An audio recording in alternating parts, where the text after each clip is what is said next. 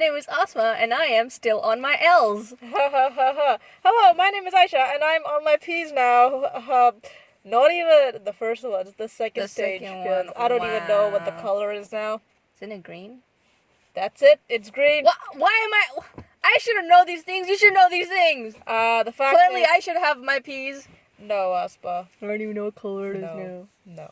Anyway, you are listening to Car Chit Chats, a podcast where we discuss different media we have come across and our thoughts on them. Yeah, generally these have spoilers, so beware. But honestly, I don't know. This one doesn't really matter. The spoilers don't really matter. Yeah. We are starting a new segment on our podcast where after every three episodes, we are going to be analyzing a chapter of the Quran or a volume of the Quran. So, the Quran has been divided into 30 sections, I guess. They're called volumes, and they've been sectioned into these sections, volumes, segments, because it helps people read it. It helps people memorize it better. So, we are going to use these volumes in order to analyze. So there'll be around 30 episodes. Well, that's what we think. Yeah. So it would take us a long time to... It would pretty much take... Because we do one per month, I guess, so it'll take us 30 months to finish it. Which is fine. Yeah. It's fine. Yeah, I got no problem with that. 2 years. 2 2 years and a bit. Yes, exactly. Well, the Quran we are using is an English translation by Talal Idani. Idani. Is it a T? Okay, Idani. And we will link the Quran in the show notes. Yeah, so what we did, we just downloaded the PDF of the website that this guy created with his translation. And Aspa did some weird editing thing which allowed us to have 2 pages on 1 page. And so we printed out 1 para, which is another word for volume, which is the main word that well, I think it's Urdu word, para. Apparently in Arabic it's called juz, J-U-Z. So we just printed out 1 of those, and we decided to, we're just going to do that for each one. Yeah. So yeah, that's what we have right now. So what I'm trying to say is, if you wanted to follow along, or if you want to do the same thing, then you could do that, because the PDFs are for free. Yeah. You could literally just pull it up, read it, and that's it. Yeah.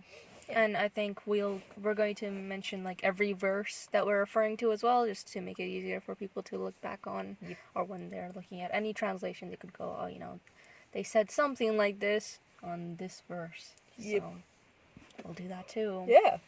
Oh yeah, before we get into that, is that something you'd like to share from the week? Why are you saying it like that? Because it's a standard thing. What, you think it shouldn't be like that? No, it should. Good. Okay, fine. Well, I think namaz or prayer, so praying five times a day, has never really been a consistent thing for me.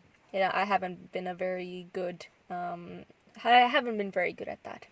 There have been periods in my life where I've done it quite regularly. It's been good. Other times, I've gone a couple of weeks without properly praying. So, 2 weeks ago, I decided that I was going to change this, and in the past 2 weeks, I, really actively tried to pray. Except the thing is, and yeah, it's going well. It's going really well. I'm happy with how it's going. But I feel that whenever I pray now, compared to when I prayed before, when I didn't pray consistently, I feel that I felt a greater connection when I prayed less regularly. Okay. That's I feel less of a connection when I pray 5 times a day. I think it's because I'm doing it so much during the day that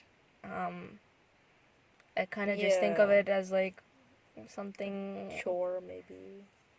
I don't know. I don't think much about it. You're just like, oh, okay, pray. Yeah.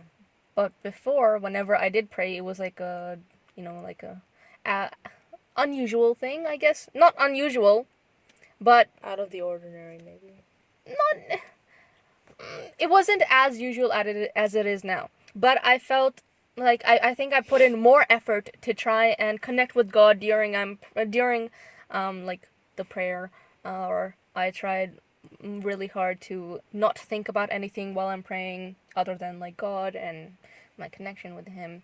But since I'm doing this 5 times a day, I feel that I'm putting less effort into having that connection, that spiritual connection. So, do you feel that way? Yeah. I think I honestly don't really feel much of a connection when I do pray. Mm-hmm.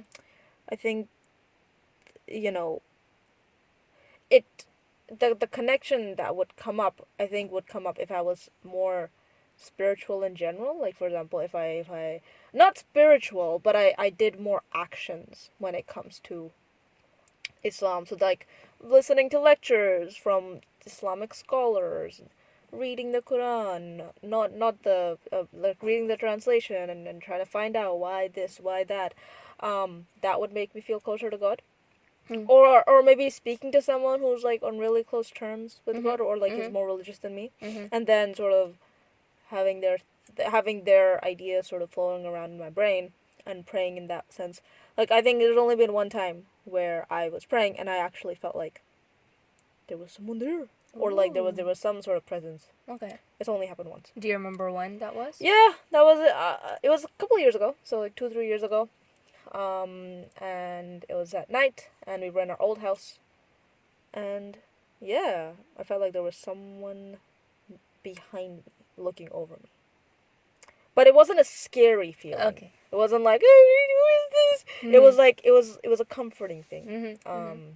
That whoever was there was protecting me, I guess. Mm. But like I said, it's only happened once. So I don't know what that means. What did you just say? It's only happened once, right? What? Oh, it's fine. It's fine. Yeah, and when I pray now, because I pray quite regularly these days, Mm. like you, Mhm. yeah, I don't really feel that connection. The only time that I felt that I was doing something quite profound was when I read this book, which was about how to pray. So it talked about it actually didn't fulfill the purpose that I was reading it for. I thought it was going to tell me why we pray the way we pray, Yep. like why the 5 thing, Yep. why this, why that. Yep. It was just like, oh, these are the things that you say. It was telling me the translations of the things that I was saying. Yep. Yep. Which is helpful anyway. Yep. So when Definitely. I was praying, I could be like, oh, okay, this is what and then in it was talking about how the prophet used to pray. And so I started trying to like emulate. Is emulate? I don't know. Copy that. Yeah. Um and yeah, Wait, I was really it different to how people normally? no, it wasn't really that different. Just the like I guess the way he sat. Yes. You know, when he prostrate, like he would put his head to the ground, and then when he would come back up, it was a bit different. He would spend a lot more time in his prayers. He would do it more slowly, stuff like that. Mhm. So I did that as well, Mhm. and I tried to pay attention to the way I was saying the words, if I was saying them correctly, Mhm. and that really helped. Okay. That made me feel like I was getting a bit closer to this whole spirituality thing. But yeah, but you know, it's that kind of thing where you're like, you know, prayer is like it doesn't take that long. Um, I think that sort of whole mentality that I was in, it sort of just flew out of me over time. Like, you know, you get a high of something, you do really well, and then, like, it dips. So that's sort of what happened with me. Yeah, because after I'm finished praying, there's often this thought that comes into me, and it's like, did I really do enough? Yeah. Like, is this enough? Like, God has asked me to pray 5 times a day, and when I've finished my 5 prayers of the day, I just think, is this acceptable? Like, is what I'm doing acceptable? I feel like it doesn't feel like it is enough. Maybe that's where like sunnats come in, and extra prayer. Oh, That do you just do, like, the yeah, the job first? so yeah, for now, Mm. I just do first. Yeah, that makes sense. That makes sense. That's what I was doing in the past as well. And then during Ramadan, you said something that sort of was like a slap in the face. Not to me. You were saying it to Abdullah. You were like, "Oh, God does so much for you, and you can't even Yes, pray." yes. And that was sort of like a slap in the face. So that's when I started praying sunnat. Yeah, well, I think someone said that to me as well when I Oh, didn't okay. do it. when I was younger as well. Okay. I think that I was just reiterating it. And no, I said it to them because they were making such a big Yeah, deal out of yeah. it. They were being so immature and so Yeah, dumb. yeah. But I think maybe kids are always like that. Yeah, yeah. I was like that. Yeah. So. I wasn't. Oh, okay, No, Oswald. I'm kidding. Far out. I'm kidding. I was Yes. as well. Yes. But you would agree that they were just beyond, right? They were just being so stupid. Yeah, they're being really rather ridiculous. They were like, hey, get over the yeah. Just rolling around on the floor, like, rolling around on the sofa. Exactly. Throwing tantrums. Mm. Yeah. So, but this is something that I think about quite a lot. I mean, not a lot, but it's something that goes through my mind. Is like, because I would love it if I was more spiritual. Yes. Whatever that means, Yes, right? Whatever, yes. like, I would, what is, okay, what does spirituality mean to you, Asma?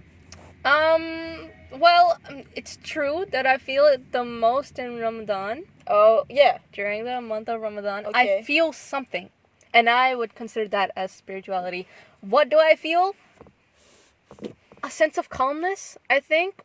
That someone, like you said, someone is there. Like when I'm like when I'm wishing for something, or like dua, when I am praying, when I am opening my fast or something, I feel that there is someone there. Yeah. That's what spirituality is to you. That's what it feels like to me. I'm not spiritual enough to be able to define what it is to me yet. Yeah. I would like for it to be. Yeah. Because I have heard from people who are spiritual that it is something that helps you a lot with your mental health. I've heard that. And if that's one way to, get and attain better mental health and connect to God as well, Why not? Yeah. Makes sense. Maybe we should research on that. How people, what has worked for people in terms of trying to reach spirituality. Or at least for me, what it is. Mm-hmm. Because it sounds like a great idea, but I don't think I actually properly know what it means. Mm-hmm. But I asked Abu the same question that do you feel during namaz you're connected to God, or do you think you're just almost always just thinking about something else while praying? Because I find that so bad whenever I'm thinking of something else while I'm praying. Because you're communicating with God, but you're not. Like, for example, when it's azaning, what's azan in English? When the call to prayer is... Yeah, when the call to prayer is going, and we don't listen to it, I just feel absolutely awful, because here's someone trying to communicate with me, and I'm not listening to them. I would never do that to a friend. I would never do that to, anyone. Mm-mm. But I'm doing that to pretty much something God is trying to... Yeah. One way God is trying to communicate with me, and I'm kind of just completely rejecting that. So the same way, I just feel awful whenever I'm thinking about anything but God while I'm praying. So I asked Abu this as well, that do you think about other things other than God when you're praying? And he said, yeah, and it's a lifelong struggle. I don't know if it is for everyone, but it is for him. Yeah. I think Ammi said the same thing, that it is for her as well. So I don't know if something we could cure. Yeah, no. I mean, we could get better at it. I don't think we can ever be 100%. Yeah, one thing that definitely helped me was the same thing as what you said, knowing, what I was saying. But, again, that lasted a couple of days because I forgot. So, maybe memorizing the English translations of the namaz, the prayer, would help me. Yeah. Because I'd be thinking about what I'm saying to God. Yeah, instead of just reciting it. So maybe I should try that slowly. So maybe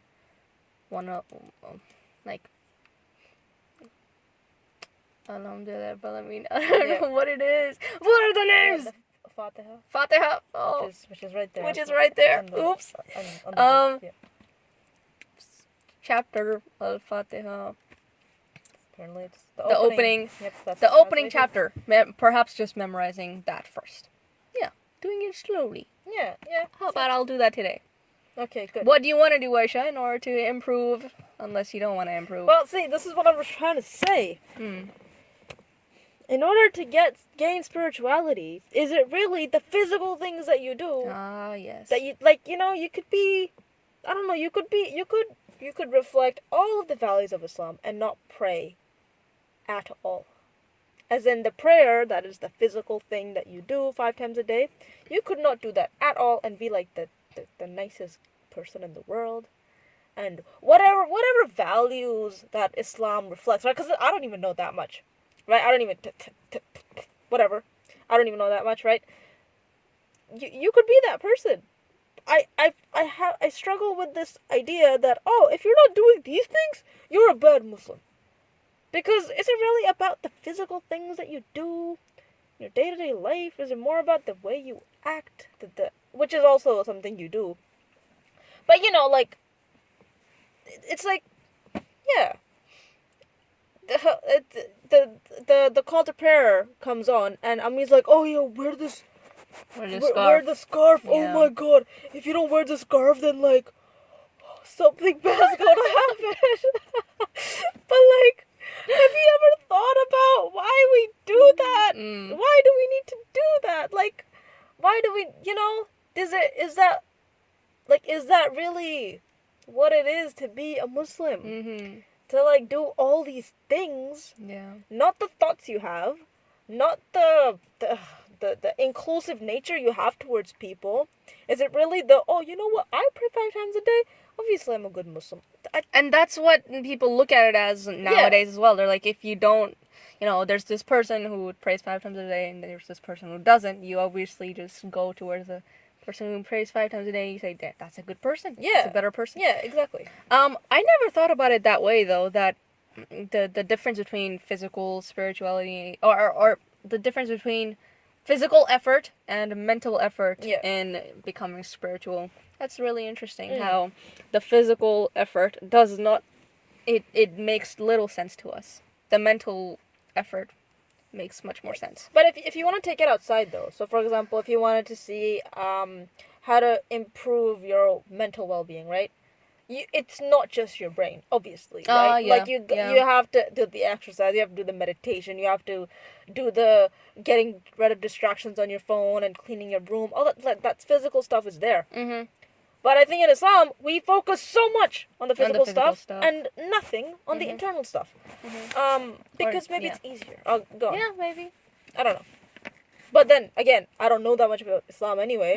It's not like I've studied it or like I'm like the daughter of a scholar and she teaches me stuff, right? It's not like that. Yeah. Everything that I know just the very surface level stuff. Yeah. I know a little bit more than a layperson. Just a little bit more. I don't like. There's people. How do you know that, Aisha? Well, you go to anyone on the street and you go, oh, what do you know about Islam? Oh, okay. So you're not just referring to Muslims. Yeah, exactly. I'm saying, like, if you met like a Christian, who grew up Christian and has no idea about Islam, you ask them what Islam is. I know a little bit more than them, but I don't know anything more than that. Okay, look, I think we've talked about that a lot. Look, this episode we're making and these continuous episodes we're making, it's an effort to become better in that area, right? Yes. So we shouldn't like degrade ourselves about that because this is literally us improving on that. Okay, cool. Well, you can do the trigger warning. Trigger warning? Yeah, like, oh, by the way, these are our thoughts. It's not. Yes. Okay. Just before we start, I think it will be good to mention that these are just our opinions or our interpretations. We are reading the Qur'an by Talal Itani, and I mean it's not by him, it's by Allah, but like it's translated by Talal Itani. Look, people, please don't take the wrong message, okay? Sometimes we're good people. Yeah, we're good people. We treat everyone inclusively and we don't think bad thoughts. And we pray 5 times a day, which is like, yo, hands down. Clearly we're good people because we pray 5 times a day. Sure. But yes, I don't think this should be like it's nothing scholarly. Yeah. It's not like we are trying to give people knowledge or anything. It's Yep. just our interpretations of the Quran Yep. and us just discussing different verses and aspects Yep. that we come across. Yep. Yeah. And I think at some point in this episode we will also talk about whether it's the right thing that we're doing, Yeah. because I was reading some stuff. Yeah.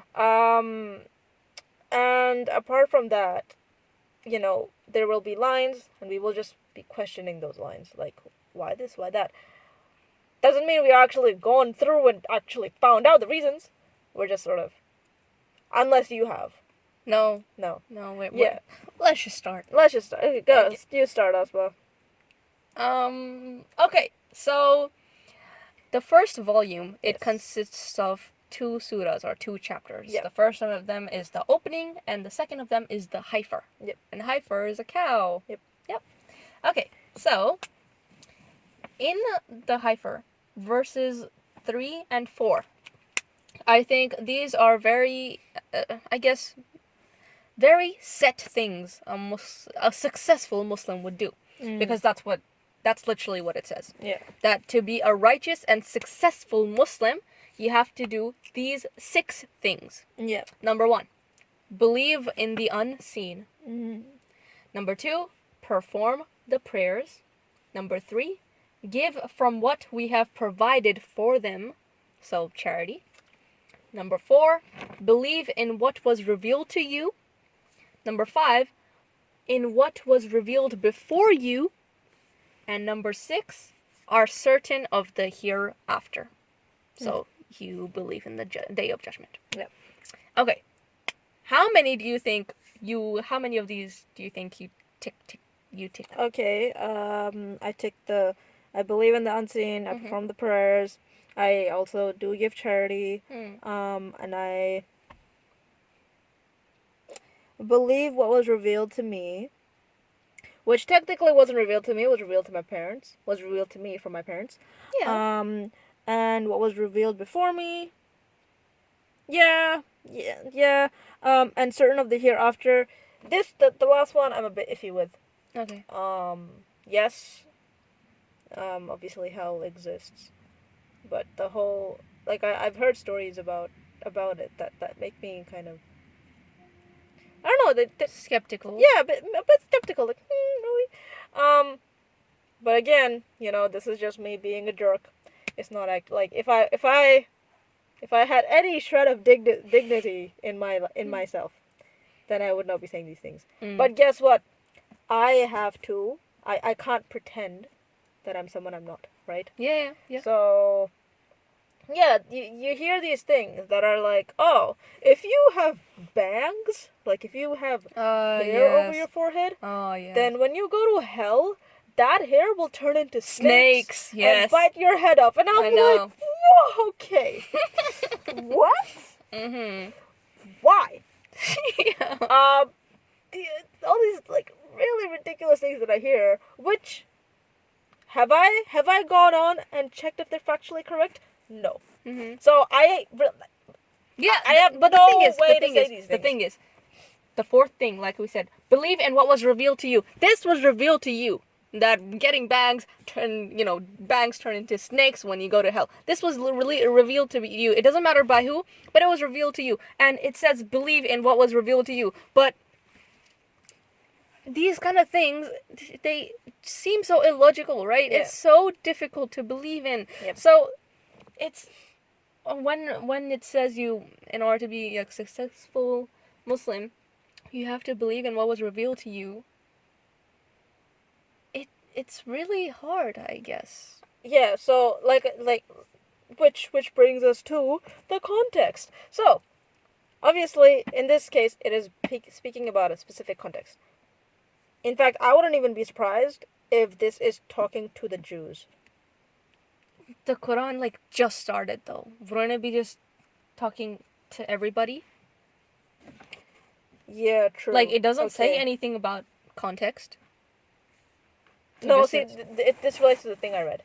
So, okay, I'll just bring it up. So basically, I was reading, how should we read the Quran, right?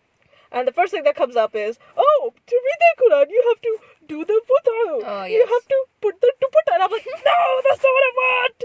You're still thinking about the physical stuff. Get out of my face. The second thing I came up was, right, when you read the Quran, you have to think about the context. You have to think about what was happening at the time when this thing was revealed. Second of all, you need to think about what the apparently, whatever it says in the Quran, you relate it to the life of the Prophet. So if it said somewhere that you need to kill all the disbelievers, right? Which apparently a lot of people quote as, yo, look, Islam is anti everyone else. You think somewhere in this it said kill all the disbelievers? Yes, it does say that. It gives us the permission to kill all No, see what I'm trying to say? You have to think about the context. Okay. It's the context, because when it was saying that, it was referring to this time in the Prophet's life where there, well, actually, I don't want to say this because I'm going to get it wrong. But basically, the Quran is not telling us to kill all the disbelievers. Yeah. And the reason why it's not telling us that is because you have to relate it to the life of the Prophet. The Prophet did not kill all the disbelievers. Clearly, he didn't. Clearly, Yeah. the people next to us are not Muslim, right? He did obviously he didn't kill all the disbelievers. He had friends that were non-Muslims. He had relatives. He had family. He loved those people. That sort of thing doesn't exist. So, when it says kill all the disbelievers, it's referring to a specific context, where the word disbeliever in that time was used for people that were against the Muslims, that were trying to attack the Muslims. So if you say, oh, attack the people that trying to attack you, yeah, fine, makes sense, because I'm just gonna let you kill me. Yeah, self-defense, or like political gain, whatever it is, right? It was in that context. But if we lay people read it, we'd be like, oh my God, what the heck is this saying? They were right. Donald Trump is correct, right? That's what's going to happen. So that's what I'm trying to say. Can we read this? Because I'm Without reading knowing the this here. context. I'm reading this here and it says what was revealed to you, right? And Amir revealed that to me. Yo, if you cut bangs, you're gonna get snakes, right? Yep. That was revealed to me. Yep. So you gotta believe in it. That's according to this. Yeah, according to this. But this is specific context. Yeah. So essentially, as we get along, you will all find out what a horrible person I am. Because I criticize everything in this, right? Because I don't know the context. So what I'm trying to say is, should we really be just... Because I know you've wanted to do this for a really long time, right? You want to sort of gain an understanding by just reading it. Yeah. Because I always felt that... Because there's a lot of things that are kind of revealed to us. You know, there's the hadith. Yeah. There's a hadith by other 20,000 prophets, different things. scholars, yeah. a lot of things. Yeah. And I always just thought, you know what? I believe in the Quran. These things that you are telling me that come from a hadith, you can't tell me that you are for certain, you are sure that these came from the Prophet, because that was so long ago. Yeah, exactly. The hadith can, be transformed into something completely different, and it can be made up, all of that jazz. Yeah. Hadiths are, by the way, are the sayings of the Prophet. Yeah, the sayings of the Prophet, exactly. So we don't know if they were true because other people heard them and said, "Oh yeah, the Prophet said this."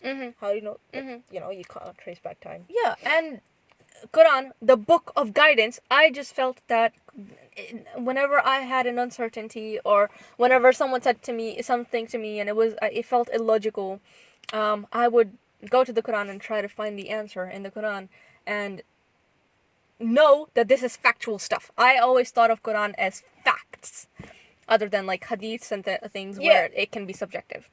So yeah, I always thought, once I read the Quran, then everything's gonna make sense to me. But after reading the first volume, it doesn't feel that way. So obviously there's more effort to be put in, I guess. How do you suggest we do that? Like, is there like someone who knows the context behind every single verse? Yes, there are people out there. Do we know any of them?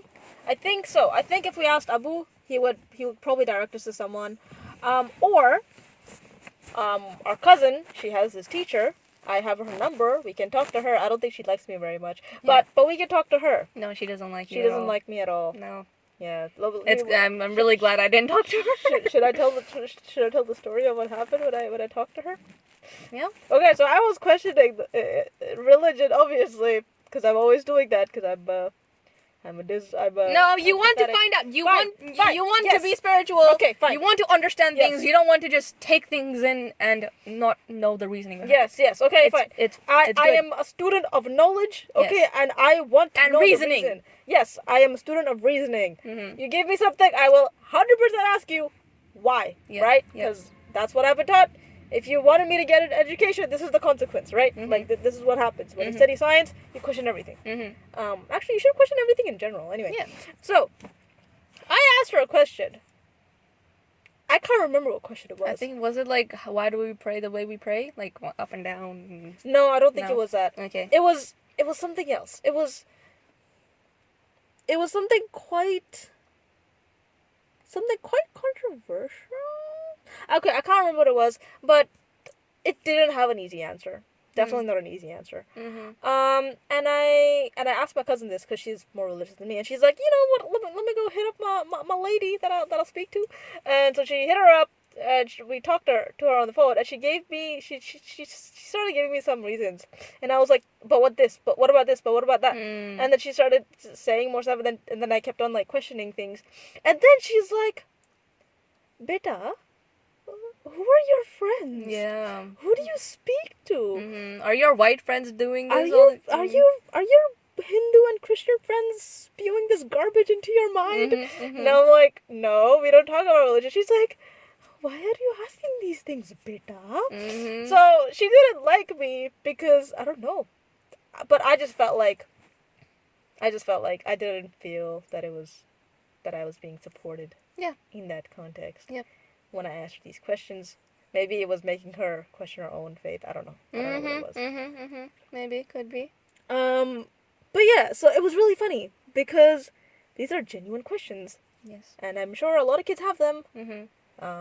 And you think that my really great friends that are much better than me are filling my head with What do you these mean much questions. better than you? Oh, come on, Asma. A humble person is one who thinks other people are better than them. No. Who rises other people up. And that's who I am. Humble. What I'm trying to say is, they're not bad people. My friends are not. They're very genuine and kind and supportive, and we don't talk about religion. Mhm. They've never questioned my religion. Mhm. You know, there's no way that any of this stuff came from them. Yep. There's no way. Mhm. So it was just really funny that she's like, "Oh, who are your friends?" Because clearly they're like corrupting your mind. Yeah. The West. She was from Pakistan. She's like, "Oh, the West. The West has corrupted her mind." No, lady, no. So yeah, it was This is really all funny. me. I'm corrupting my own Yeah, mind. I'm man. correcting my own mind by asking these questions. So yeah, it was just really funny. So she doesn't. I don't. We could go to her, but I don't think she likes me very much. Mm. But I'm sure we can find someone. Maybe Mufti Mank. Mufti Mank, yeah. He's so great. Yeah. He's so great. Yes. I think he's so great. He put this video, I don't know how long ago, but he put this video where he's grooming his cat. He's like, "Hello guys, I'm gonna show you how to groom my cat." And then there's this other video where he's like, "Guys, I'm gonna make a roti for the first time." Oh wow. Let's see how circular it is. No, I Such saw a a really video nice guy. yesterday where he was showing us his little rabbits, his little pet rabbits. And he's like, "This one is snow. This one's color is like completely. It's like the color of snow. This is like he's like coffee, and this one's like gray." And he was just patting them. It was a really really nice cute video. He's so great though. He's Like so great. There was this video where he was talking about mental health, and he said that a couple of years ago, I had the notion that mental health, when a person has bad mental health, it means that they have bad iman. So they have bad. He said, "I had this notion." Yeah. So he said that a lot of people in the Muslim community, and himself, he also had that belief that people who have bad mental health are bad spiritually, or they're not connected. Their connection with God is bad, or they're not trying enough to have good spirituality. And he said that after learning more about this and gaining more knowledge, he was able to completely like reject this notion, this idea. And that's the kind of things we need with because he's relatively like old, like compared to us. Yeah, like our he's not from our generation. yeah, and he's a scholar. I think scholars should be like that. They should really try to gain knowledge on today's generations, because he has a very large following of people of our generation, and I think that's kind of rare to see. Yeah, yeah. And why? Because he's able to relate to us, because he has actively tried to gain the knowledge of our generation and how he can connect to us. So I just think he's so great. Yeah, he really is. And I don't know how much he talks about, but I bet he has ideas about how to gain spirituality, not by like doing physical things, but like internally, and all that sort of stuff. But yeah, so going back to what we were talking about, so it would be awesome if we had someone who didn't judge us, that we could go to about this stuff. Yeah. So we'll ask Abu. So, but if you want, we can continue with this. But I do think, like, for example, if we say, oh, this is my interpretation of it, I feel like we can't do that.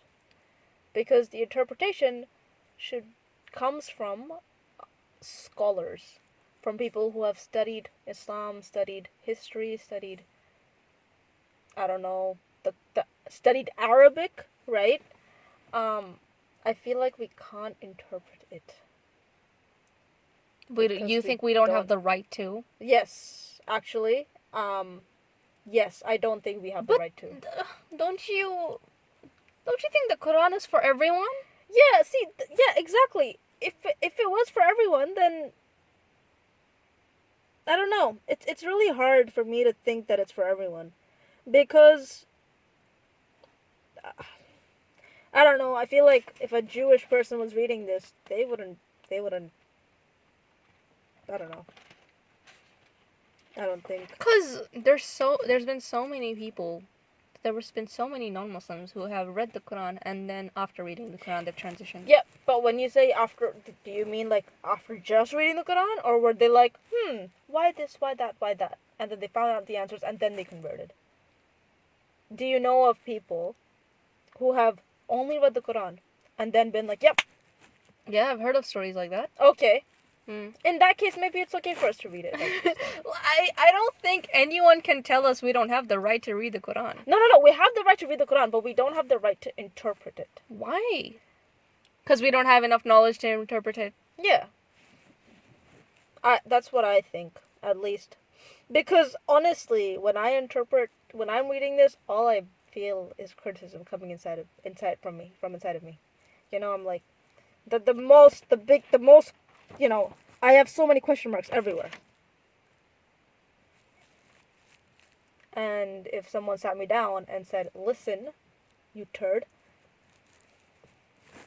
this is why, then I think, like, if I was a non-Muslim and I was reading this, then that's me, right?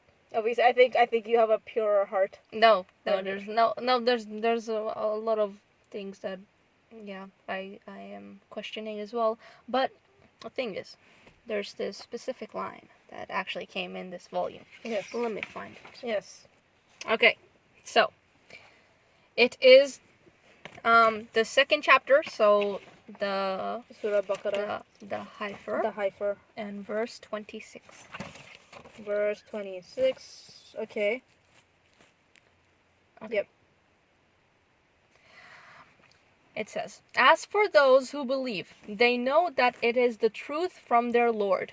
But as for those who disbelieve, they say, what did God intend by this example?" That's so funny. Anyway. And, verse 28.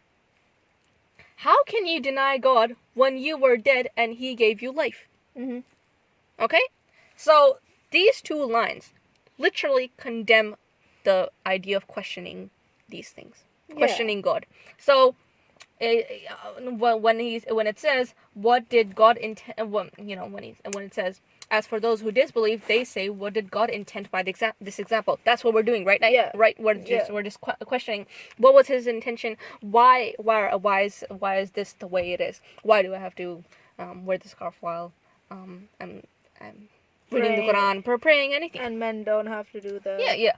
We're trying to find the intent, and apparently, according to the Quran or the translation by Talal Idani, it says here that people who do this are disbelievers. So, and then later it kind of gives an explanation, a short explanation where it just says, how can you question or how can you deny these things when God created everything? That God created you, God can take life away from you right away. So I think, the lady from Pakistan. Yeah. Perhaps she didn't question things because, according to this, she would be considered a disbeliever. Right now, according to this, we are disbelievers. Right? So, But see, maybe this is about context again. Rainbow meme. yes. With the context word on the rainbow. But I've heard Noman Ali Khan say Noman Ali Khan is this teacher. He's not a scholar. He's a teacher, apparently, a teacher of Islam. Okay. And he said, you should question things. You should ask many questions. You shouldn't just follow blindly. You should ask questions, but you should also be careful with how you ask questions. You shouldn't ask questions, you should ask questions to try and understand, not to critique or ridicule, which is fine. I get it. But do you think we always? Yeah. See, I could ask a question and make it sound like I'm criticizing, or make it sound like I'm asking genuinely. And generally they are.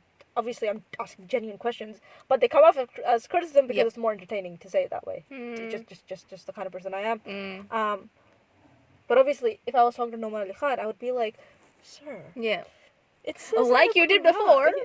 Yeah. You want to share that story? We met Noman Ali Khan. Yeah, guys, we were rock stars because we met Noman Ali Khan, and we were very disrespectful to him. Huh? But I really didn't like at all the way we sort of, because he was like, he very specifically said, after 9, you all get out. Because they want to close the venue, they want to clean up, they want to get home on time to their families, and we were the last people to leave. I know. How disgusting is that? That's awful. And then when it was my turn to speak to him, I looked at him and I was like, do you want to walk? Because I thought that's one way for us to get out of the place. Yeah. So I walked and talked with him. Yeah. And then once we got to the outside, I was like, thank you, and then he walked away. Yeah. But even that wasn't enough. Even my family, they followed him to the car, to and the car. As he was getting into the car, they were still talking to him. I was so disappointed in all of us at that time. Yeah. So bad. But yeah, anyway, I asked Noman Ali Khan a question. I can't remember what he said. I'm sorry. I can't remember why. It was a very genuine question. And yeah, when I asked this question, I said to him, I'm sorry if this offends you. And he's like, no, like that's not going to happen. So, he encourages us to ask questions. And I think the thing that I was reading, the article, which I will link, which we'll put in the show notes, you can read it as well. Yes. It said that, yeah, you should, I think maybe God says somewhere, you shouldn't just blindly follow, you should understand before following and stuff like that. Okay. It's interesting because the generation before us, aka our parents didn't question that sort of stuff. Yeah. And I think it's because, you grow up in something, you live that way forever. We grew up, we moved around a lot. We had to become accustomed to very different realities. And that made us question things. Yep. Question the way we live, the things we eat, why we do the things we do. And from that comes comes questioning the religion as well. And so when I first started, and when you and I first started questioning religion, I mean, it was like, what the heck are you doing? Like, are you... You can't. Yeah. She's like, You cannot do this. you wanna be a Hindu now? You wanna be an Yeah, atheist? Why? yeah. Like, even though they were genuine questions, Yeah. but she got really upset because she never had to think about these things because the culture that she grew up in, Pakistan, it's all Muslim Mm-hmm. everywhere, which is also a bit of a bummer because there are Christians that live in Yeah. Pakistan and I don't think they have a voice. Hmm. Um, Yeah. which is really sad. So, yeah. So you think we should end it there and not actually interpret it? I mean, we have 15 minutes. So if you wanna, yeah, we can continue doing Okay, it. look. Okay. What would we,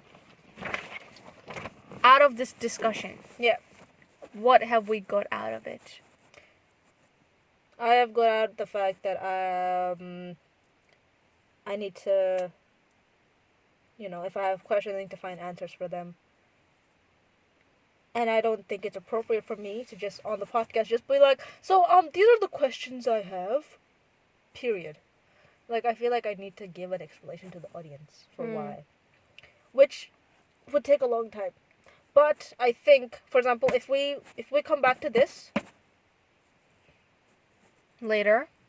next month, if we start with this again, and I have done some research on why it says these things, then I would feel more comfortable talking about them. There are some things in here that I liked that we can talk about if you want to. Or you can talk about obviously the things that you liked if there are already things that you liked.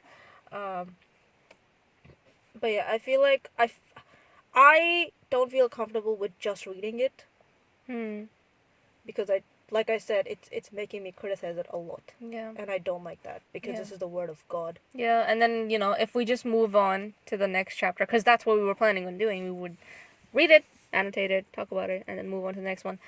You would have unanswered questions from this one, so we wouldn't really be getting much out of it. Yeah. And we want to be getting a lot out of it. Yeah, we want to not just be lay people in terms of Islam. We want to get more knowledge. If people wanted to talk to us about if a non-Muslim came to us and was like, why this? I would like it if I had an answer for them. Yeah. And for ourselves as well. Yeah, and for ourselves. Oh, there's like some verses in the Quran that really make me question a lot of things. And I've, Noman Ali Khan, I think he's like interpreted everything in the Quran. And he explained why it was this, but it didn't satisfy me. Oh, okay. It satisfied me for a little bit, but then I started thinking about it again, and I was like, nah, it doesn't make sense. But I can bring that up when we actually come to the verse. Because maybe by then I will have had an answer for it. Or by then I will have rejected the religion. I don't know. We'll see. Yes. Strong words. Yes. Okay, fine. Let me just check if there's anything. Just to give something to people. Yeah, I guess I can share something. Yes. Okay, so again, in the same surah, the Heifer, verse 62.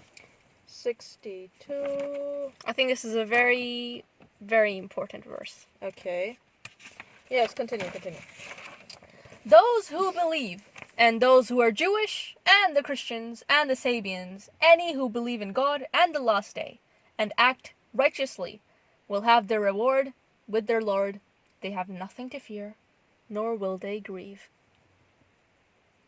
This is very, very important because there are a lot of places in the world where you could call them extremists,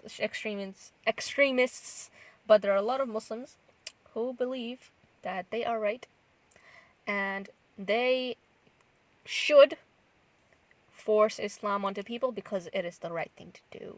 And Muslims go to heaven and all those things, so they think they're doing a good thing by making people Muslim. And right here, that completely rejects that entire notion. Yeah. Because there's clans, there's tribes that actually go and hunt Christians and Jewish people, like who are mostly like the minority in that place. And they think, I'm doing this in the name of my religion, in the name of God. But here, this line completely rejects that. If they just read the Quran, Yeah. how much better would the world have been. Or if they just read this verse.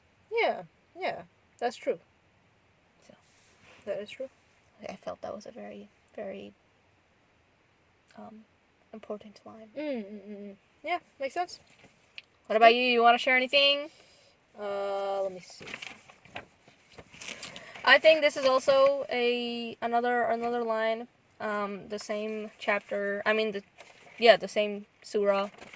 Verse 77. Do they not know that God knows what they conceal and what they reveal? So this idea was really focused, really heavily focused on in this chapter, where God knows everything you do. And that God is aware about everything you do. And I think this message is very heavily imposed on children as parents. Yeah. Parents really heavily impose this, saying, God knows what you're doing. I may not be looking at you, or I may not be supervising you all the time, but God knows. God sees all. And I think it's I actually think it's a good message to give children, because it does prevent them from like sneakily doing something wrong. Like, for example, I think when I was like 6 or 7 or something, and I was fasting for the first time or something like that. Not for the first time, but I was just fasting, and I think I sneakily went into the kitchen and grabbed some grapes or something. Wow. And I didn't tell anyone. And Wow. then later in the day, like maybe once we were having like once we were breaking our fast, I was talking to Amiabu, and I was like, what if like a person like they sneakily like eat something? I didn't do it. Grape juice on my face. I should say it. What if they do that? And then we're like, well, God knows it. God knows it. And I was like, oh, wait, God knows that. Broke my fast. And then I obviously never did that again. But yeah, I guess I think it's a nice message. Yeah. Yeah, I would agree. That's true. It gives you a reason not to do bad things. Yeah. I think this is actually something that a lot of kids do when maybe they go to a party, right? And their friends are like, oh yeah, drink this alcohol, no one's here. And then they're like, oh, but God is watching. Yeah, your God is watching. This is my excuse to distance myself from this thing. Yeah, it's nice. I don't think I've used like this once or twice as well, where like, yeah, they might be like, oh, you can eat this non-halal chicken. Now, like, yeah, but like, God is watching, man. Pointing to the sky, God is watching. Yes. So, yeah, it's nice. Yeah, okay. So, there's this one line, number 78, which is actually right after the one that Asma just said. Yeah. And it says here, and among them are uneducated who know the scripture only through hearsay, and they only speculate. And then next to that, I wrote me ? Yeah. I thought the same thing. Because that's literally me. Like, I'm like, I read it and I'm like, but why? And I don't even go on to understand. I just speculate. Or, the thing that Ami said about the snakes, she said that. I don't know if it's true, obviously. But have I ever gone on to check if it's true or not? No. So, yes. We are uneducated. Yep. We know about the Qur'an. Yep. But we only speculate. We only wonder without actually seeking the answers. So, yes, that's definitely something that we can improve on. Yes. So, that's good. Yeah. I also just wanted to add, I guess, that if you do end up reading the Qur'an and, without context, like we have done, but we won't do. Yes. And you have come across lines or verses where they have a negative connotation, like they're referring to disbelievers, like wrongdoers and things, and you come across something that you've done or you relate to that line, you should remember that God is very merciful. Yes. And God really loves people who repent, right? And you can change yourself. You can you can ask for forgiveness, Yeah. and you can change as a person and end up becoming a person who relates to the good things in here. Yeah. Yes. Because, I think I came across like we just said about the people, the uneducated. I have come across quite a few verses in here that are negative, and I relate to them. But after reading them, it's not like I'm saying, oh, I'm one of these, I am going to hell. I will try to improve on it. As long as you realize that, yeah, I can do something better, and you do Mm-hmm. do something better. Mm-hmm. Yeah. I really like this one line because I thought it was quite kind of poetic. So I don't actually exactly know what it means, but it goes. What? It's repeated. So the second time it's repeated is in verse 102 of the second chapter. And it is, miserable is what they sold their souls for. It's right at the bottom. Yeah. So I think that's quite a poetic thing. They sold their souls and in turn became miserable. Don't know what that means. Again, I don't. Uh, like even if I read I read the whole thing and I don't think I really understand what it means. But I think it's about people that have decided that, oh, we're not going to be, we're not going to follow Islam. We're just gonna keep on doing the thing that we do, And they become miserable. and they become miserable. Apparently, Okay. Yeah, that makes sense. It but- could be that. yeah. But I just like that line. Miserable is what they sold their souls for. I just like that line. Wow, that is very nice. What do you think about the idea of signs and that God is real? Do you have anything about that? Do you have anything to say about No, because I think there are already signs. that? Mm-hmm. I don't really look for signs specifically to me, Mm-hmm. for me, Mm-hmm. because, and I didn't know this when I started studying. I guess in year 11, 12 ish, when we started learning more about science and about how the world works and how cells work and I like all of that, I just thought was quite incredible. Yeah. And I thought it was quite synchronized, and I was like, man, how is this possible? is it possible that everything works so perfectly? Mm-hmm. And I realized that this is what God is. Yeah. God created these things. Yeah. And it's interesting because in Islam, when people say, "Oh, well, where's the proof?" Mm-hmm. then a scholar says, "Well, look around you. Look at the world." They always say that. Yeah. So the fact that I came to that conclusion, and Islam comes to that conclusion as well, Yeah. and I didn't really know that this would happen. That was proof enough for me, I think. Yeah.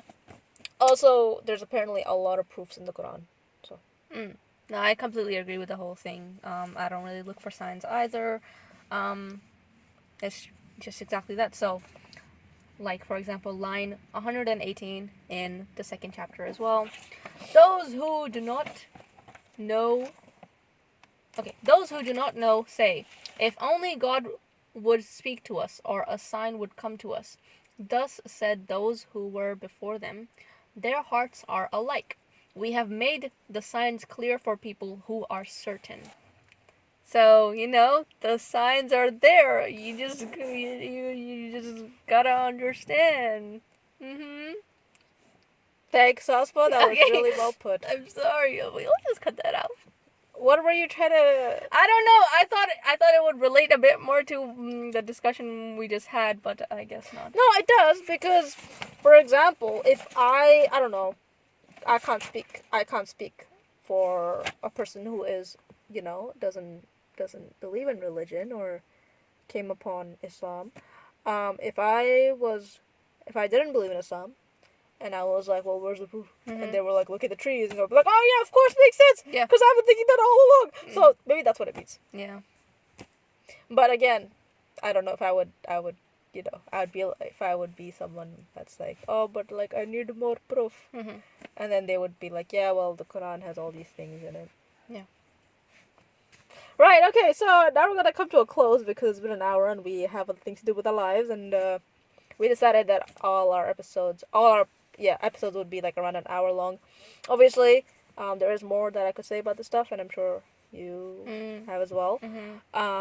But for now, this is what we have. This was a bit of a Experiment. yeah. It was a bit messy.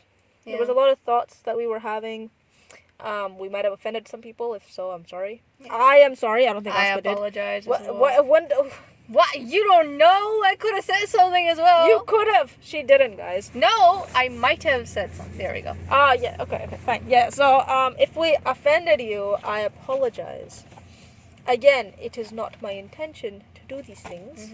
I am merely trying to understand. Yes. And yes, it is a flaw in myself that I did not try to understand before I came to this. Yeah. But guess what? This is how we decided to do things, and maybe we'll change it now that we've sort of talked about this more. Yes. Yeah. So hopefully the next episodes, which are Quran related, would be better. Will make more sense at least, Yeah. or maybe will help you also understand a little bit of the Quran if you are someone who wants to do that. Yeah, but I think this was a good discussion anyway, just in general about like religion and different people, different scholar. This is how we should approach the Quran and stuff like that. Yeah, so hopefully it was maybe entertaining for you. I don't know. Entertaining maybe is the wrong word. Hopefully it was insightful in some way. Entertaining. I am entertaining. What Okay, do you mean? a lot of the stuff I say is relatively. It's good. Okay, it's good stuff. Okay, fine. We understand you're a turd. Yes, I am major piece of crap. But it's fine. See, I could say that stuff to myself, but you can't say that to me. Okay, if you say that to me, we'll still you're go a up with piece of you, crap. No, also you can't say that to me. You know what? Actually, you're a piece of crap. You saying that to me doesn't have any effect on me. So What? whatever. Why not? Why My should it? opinions matter. Nope. Not about me, Elspo. It don't matter about me, Elspo. Okay, you're a pretty shiny unicorn. That's untrue. Now, well, thank you for listening in. If you have any thoughts about this, please do reach out to us. We'd love to have a chat about this stuff. Or if you have any suggestions on how we could do this better, how we could read the Quran better. Ooh, if you know anyone who would be willing to talk to us, and yes, we will be very respectful to them. Yes. Just like I was to that lady. Yeah. Were you there when I was speaking to her? Yes, I was. I was kind of nice, just right? laughing at the back. I was nice, right? I was nice to her. Well, you're not nice now. Yeah, but was I nice to her? It doesn't matter. You're backbiting, man. No, but was I nice to her back then? Like, did I come off as No, you were fine. judgmental? Oh, thank you. Yeah, guys, look. In the previous episode, we talked about how I shouldn't make fun of people. I've been making fun of myself in this, so it's fine. It's fine. And I'm sorry Aisha's to the not lady. a person. No. I'm sorry to the lady who I made fun of in this episode. Because she was just doing her job. It's okay. Once the episode ends, I'll just punch her, and I think that should be enough. That should be enough punishment for me. Yes. Or the hellfire where the snakes will come out of my head. I don't know, guys. Yo, you're making fun of it! Shut up! Stop it! Okay. On that note, we're gonna end the podcast. Okay, yeah. But if you have any... Okay, we will see you later.